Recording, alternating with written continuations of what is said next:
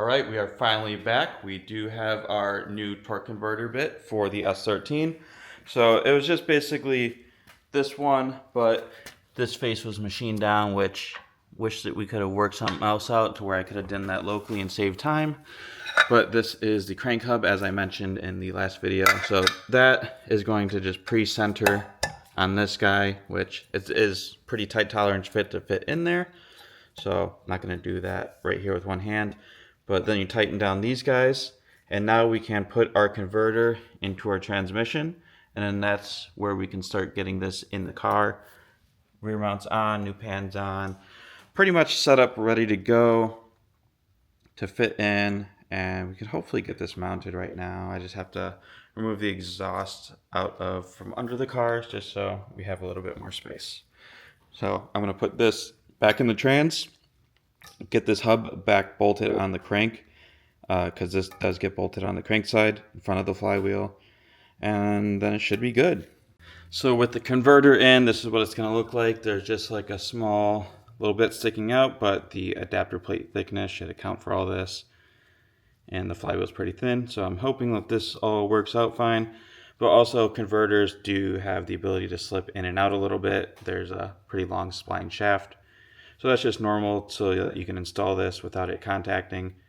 And then the bolts, when you bolt it to the flywheel, it will suck it outwards. So I'm going to slide this under. I think I have to jack up the car a little bit more, but you can get the trans jack under there unless I can lift this up. And we could almost put this on. Alright, so we got the trans on the stand under the car, the converter's in. There are a few dowels, so I just put them in the trans side here and up there, because it does fit a multitude of patterns. There's like 4 dowel spots, but there's only 2, so you want kind of one on each side, and we're going to just try to hope this fits, but we can move it around if we need to.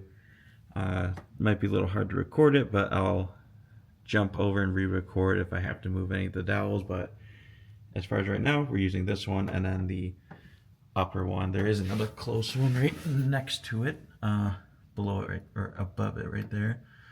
So can use that one. I think it looks like it kind of goes in on both sides, but again, it's pretty tight down here. But we'll try to get this mounted real quick. So I finally got the trans mostly up. I'm starting to put in the bolts, and they only supplied 2 of these bolts, and it looks like you need a lot more of these. So these are going to be an M12 by 175 by about 55 to 53 millimeters long, and I'm going to show you where these are going. So we got this started on one side, and then I'm going to add this where I have the dowel located, just to kind of center it up, and that's where my main bolting location is. Those are all the other bolts. A few are skinnier, and a few are the same thread but not as long, and it looks like most of the bosses are about the same width, so I don't see how they planned on getting those in unless those are just at the top or something. But as far as I can see so far, we do need more of these, at least for one other spot I checked on the other side above the other dowel mount. So I'm going to get this in, cinched up, and then we can start to get our lower mount on. Alright, so we are officially bolted in. It's kind of hard to see. If you look right there, there was a little tab sticking off, I ended up cutting off, and then a little nub up here, which I probably didn't need to cut that off, but this one you do unless you bang out your tunnel a lot. But otherwise, looks like this is in. I want to get a few more bolts to bolt this in before I drop this, and then we start using our flex mount and our cross member to get this all bolted up where we want it. Alright, we got a few spare bolts and put those in the trans. Now we have our cross member here. This is going to be from HPR, and this is what bolts to the chassis. And then the DomiWorks flex mount is what they call it. This is like, it kind of goes in the front of it, and then the factory rubber mounts go here, and then those should interface with these.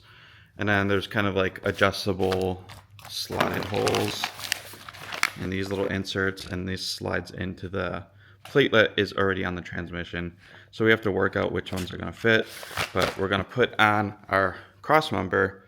I don't have the rubber mounts, so we're just going to work out the difference. That way we can just have this all mounted roughly and then measure for a drive shaft. So the next order of operation is getting your torque converter on. So you're going to want to put a ratchet over on your crank, and right through here, kind of behind your steering rack. You bolt your converter bolts through there. There's a secondary inspection hole here that you can rotate the converter to line up with your holes. And once you get one set, you can rotate your engine and line up all the rest of the holes. So that part's pretty simple. Now we need to mount our starter. So you do need to drill out your starter threads, and then it's going to through bolt into this.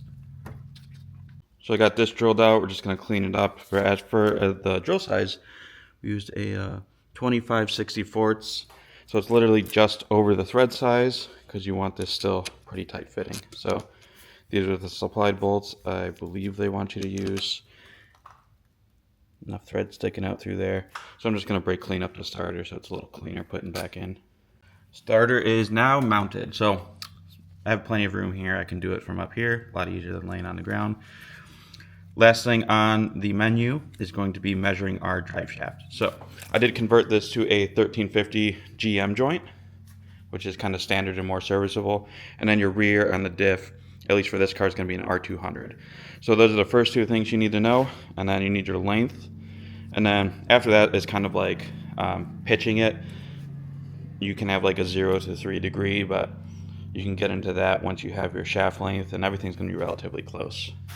So under it, you're going to measure from this face and then go to your diff face. So it's all pretty simple overall. There's not really any math to it, but I'm going to measure this. I need 2 hands, and then I will come back with our measurement that we have. So it actually came out to just about 4 feet, maybe add a 16th, but it is going to be a telescoping drive shaft, so there's going to be enough play to mess with that. So we're going to go with our 4-foot measurement. So a few of the boxes have different overall lengths, so don't just take my measurement to order your shaft if you're doing this swap yourself. The flange you choose will change the length, but just a lot of the different boxes have small different lengths. Could be this small difference, could be this big. So always make sure to measure your own drive shaft. But as for that, we are going to be done for this video, so I will catch you guys in the next one.